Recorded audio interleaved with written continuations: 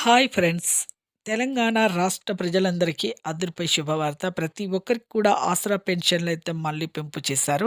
మన సీఎం రేవంత్ రెడ్డి గారు కాంగ్రెస్ ప్రభుత్వం అమల్లోకి రాగానే ప్రతి ఒక్కరికి కూడా వృద్ధులకి, వితంతువులకి, ఒంటరి మహిళలకి 45 సంవత్సరాల నుంచి 65 సంవత్సరాల వరకు ప్రతి ఒక్కరికి, వికలాంగులకి ప్రతి ఒక్కరికి కూడా ఆసరా పెన్షన్‌లయితే మళ్ళీ పెంపు చేశారు. మరి ఎవరెవరికి ఎంత పెంచారు?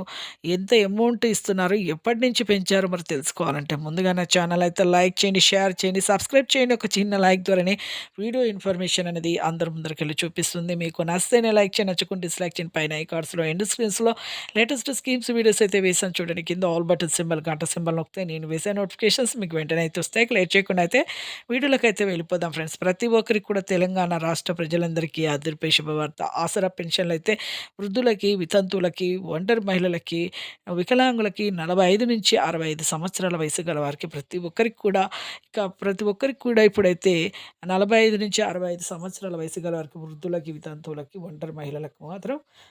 4,000 వరకైతే పెంచడం జరుగుతుంది. అలాగే వికలాంగులకి రూ. 5,000 వరకైతే పెంచడం జరుగుతుంది. ప్రతి ఒక్కరికి కూడా ఈ జనవరిలో ప్రతి ఒక్కరికి కూడా 4,000-6,000 వరకైతే పెంచడం జరుగుతూ ఉంది.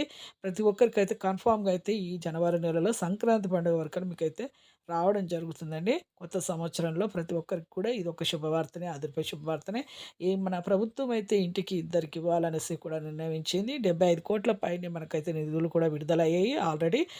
చూసారు గాండి, ఒక చిన్న లైక్ అయితే చేయండి. మీకు కొత్తగా అప్లికేషన్స్ ఎవరైనా పెట్టుకోవాలంటే మీకు దగ్గరలో ఉన్న గ్రామ సచివాలయానికెళ్ళి వెంటనే మీరైతే పెట్టుకోండి.